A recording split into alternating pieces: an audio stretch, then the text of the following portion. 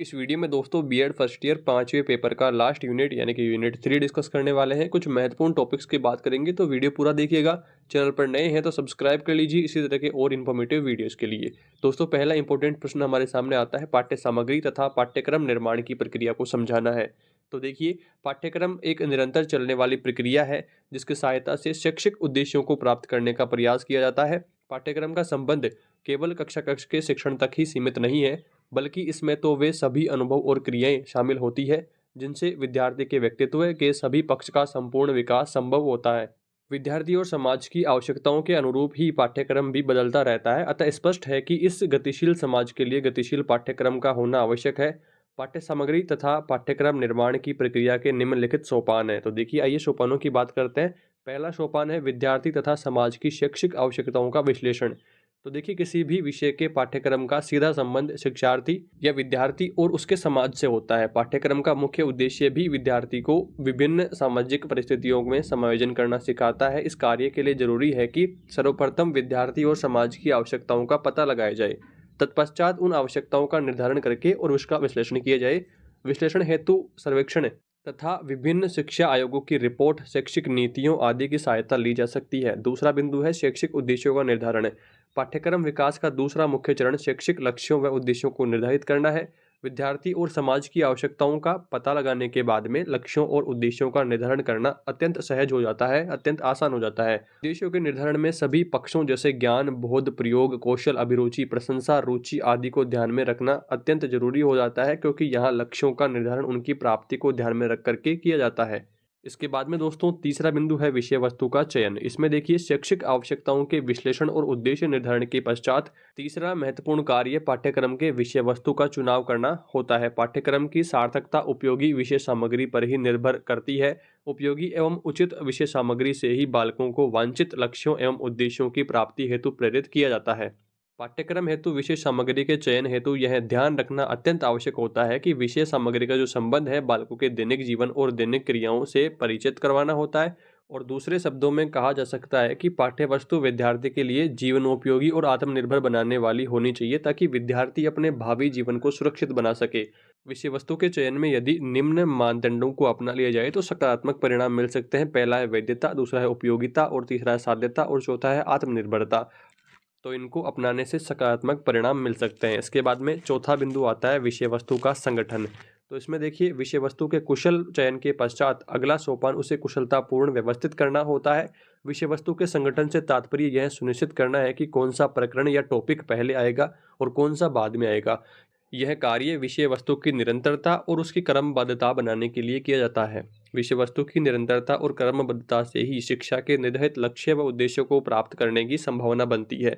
विषय वस्तु के संगठन में इस बात का भी ध्यान रखना चाहिए कि संगठित विषय वस्तु विद्यार्थियों की रुचि और आवश्यकताओं के अनुरूप है या नहीं है, इसका भी ध्यान रखना चाहिए, क्योंकि अरुचिकर और अनावश्यक विषय वस्तु बालक के उद्देश्यों की प्राप्ति में बाधक बनती है। इसके अतिरिक्त वह बालक के लिए बोझिल और उबाऊ भी सिद्ध होती है। रुचि और आवश्यकताओं के साथ साथ यदि विद्यार्थी की योग्यता, क्षमता, उपयोगिता और व्यक्तिगत विभिन्नता का भी ध्यान रखा जाना चाहिए, तो फिर वांछित जो उद्देश्य है उनकी प्राप्ति में विद्यार्थी और अध्यापक के लिए भी सहज हो जाती है। इसके बाद में पांचवा बिंदु है पाठ्यक्रम का क्रियान्वयन। तो देखिए, विषय वस्तु के चयन और कुशल संगठन के पश्चात अगला महत्वपूर्ण कार्य पाठ्य पुस्तक का जो पाठ्यक्रम है उसका क्रियान्वयन करना होता है। पाठ्यक्रम के क्रियान्वयन से हमारा अभिप्राय विषय वस्तु को लागू करने के लिए किए जाने वाले प्रयत्नों से है, जो निर्धारित शैक्षिक उद्देश्यों की प्राप्ति में सहायक सिद्ध होते हैं। समुचित क्रियान्वयन के अभाव में पाठ्यक्रम के कुशल विकास को भी महत्वहीन माना जाता है। पाठ्यक्रम का समुचित विकास तभी संभव माना जाता है जब उसका सही सही क्रियान्वयन किया जाए। पाठ्यक्रम का समुचित क्रियान्वयन तभी संभव होता है जब अध्यापक को पहले से ही यह जानकारी हो कि किस विषय के कौन सी तकनीकी से, किस विधि से, किस माध्यम से और कौन से सहायक सामग्री के प्रयोग द्वारा किस विषय को पढ़ाया जाए, ताकि निर्धारित उद्देश्यों की प्राप्ति संभव हो सके। तब दोस्तों पाठ्यक्रम का क्रियान्वयन होता है। इसके बाद में छठा बिंदु हमारे सामने आता है पाठ्यक्रम का मूल्यांकन। तो देखिए, मूल्यांकन को पाठ्यक्रम विकास का अंतिम चरण कहा जा सकता है। पाठ्यक्रम के मूल्यांकन से हमारा अभिप्राय उन सब क्रियाओं और गतिविधियों के मूल्यांकन से है जो पाठ्यक्रम विकास प्रक्रिया में सहायक सिद्ध होते हैं। मूल्यांकन के माध्यम से यह पता चलता है कि लागू की गई विभिन्न क्रियाएं सार्थक, प्रभावी व उपयोगी है या नहीं। इनको लागू करने में हम सफल भी हुए हैं या नहीं, दूसरे शब्दों में मूल्यांकन से निर्धारित उद्देश्यों की प्राप्ति का पता चलता है।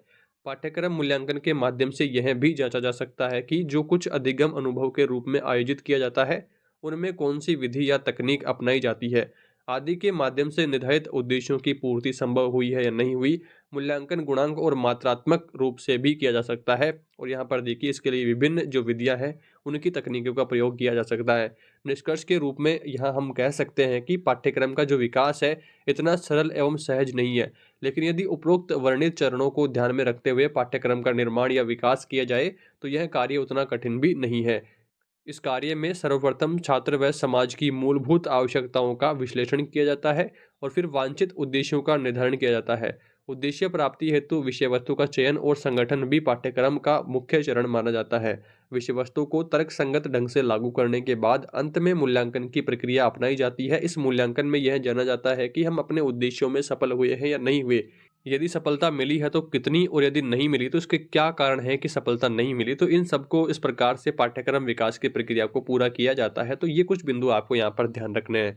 इसके बाद में आगे बढ़ते हैं। अगला महत्वपूर्ण प्रश्न आता है, पाठ्यचर्या एवं पाठ्यक्रम में क्या अंतर है।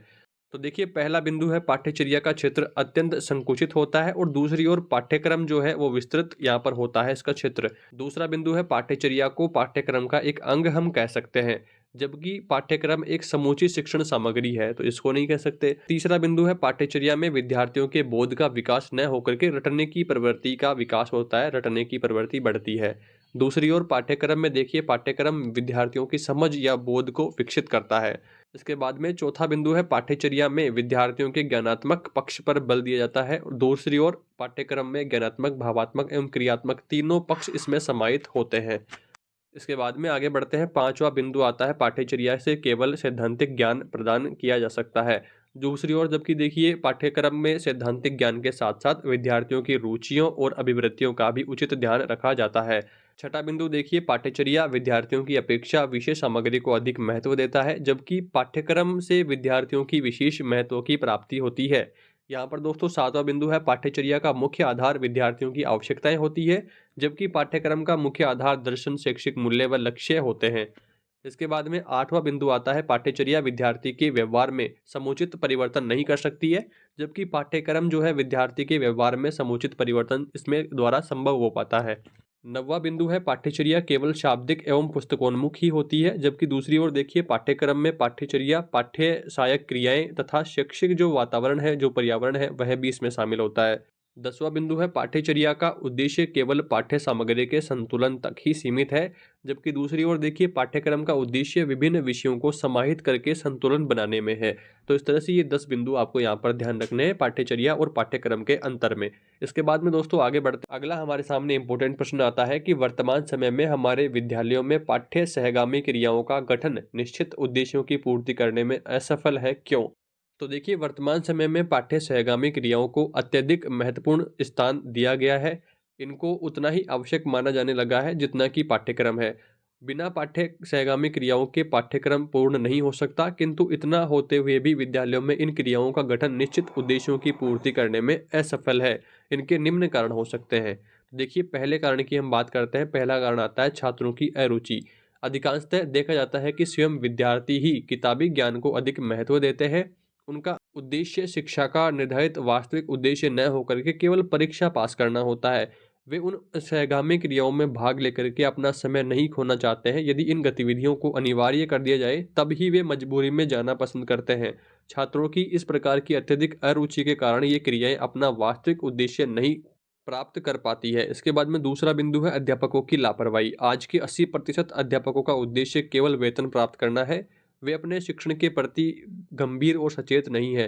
वे किसी तरह से अपना कोर्स खत्म करना चाहते हैं। पाठ्यक्रम सहगामी क्रियाएं तो उन्हें अत्यधिक कार्यभार लगती है और वे स्वयं इतनी तरफ लापरवाही करते हैं जिससे कि विद्यालय में इस तरह की क्रियाएं जो है बहुत कम हो पाती है, और होती भी है तो सही ढंग से नहीं हो पाती है। इस तरह से आपको दूसरा बिंदु ध्यान रखना है। तीसरे बिंदु की बात करते हैं, प्रधानाध्यापक की निश्चेष्टता। तो इसमें देखिए इन सब गतिविधियों के उचित संचालन के लिए प्रधानाध्यापक का सचेष्ट रहना आवश्यक है, किंतु उनके अन्य कार्यभार इतने होते हैं कि वह इस तरफ ध्यान नहीं दे पाता है। ऐसे में ये क्रियाएं अध्यापकों एवं छात्रों के हाथ में आ जाती है, जहां पर उनका उचित संचालन कठिन हो जाता है। इसके बाद में चौथा बिंदु आता है अभिभावकों का असहयोग। इन सभी बातों के अलावा अभिभावकों का भी इन क्रियाओं के संचालन पर बहुत बड़ा प्रभाव पड़ता है। अभिभावकगण एक तो इन क्रियाओं को महत्व नहीं देते हैं, दूसरा विद्यालयी समय के अलावा इनके अतिरिक्त समय होना चाहिए, किंतु अभिभावक अपने बच्चों को जाने नहीं देते हैं। ऐसे में छात्रों की रुचि होने पर भी वे क्रियाओं में भाग नहीं ले पाते हैं। इसके बाद में पांचवा बिंदु आता है साधन सुविधाओं का अभाव।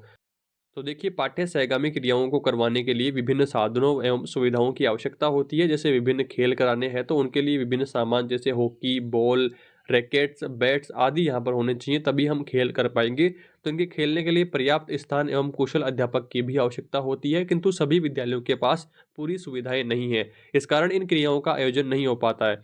विद्यालयों में इन क्रियाओं का आयोजन न कराने का आर्थिक कारण प्रमुख है। ग्रामीण विद्यालयों की स्थिति तो इतनी दयनीय है कि पढ़ने के लिए शाम पट तक की व्यवस्था नहीं है। तो इस तरह से ये जो स्थितियां है कुछ विद्यालयों में देखने को मिलती है। सरकार की तरफ से विद्यालय तो खुल जाते हैं, किंतु धनाभाव एवं सहयोग के बिना विद्यालयों का विकास नहीं हो पाता है। प्राइमरी स्कूल में सभी कक्षाओं एवं विषयों को पढ़ाने के लिए 1 या 2 ही अध्यापक नियुक्त किए जाते हैं।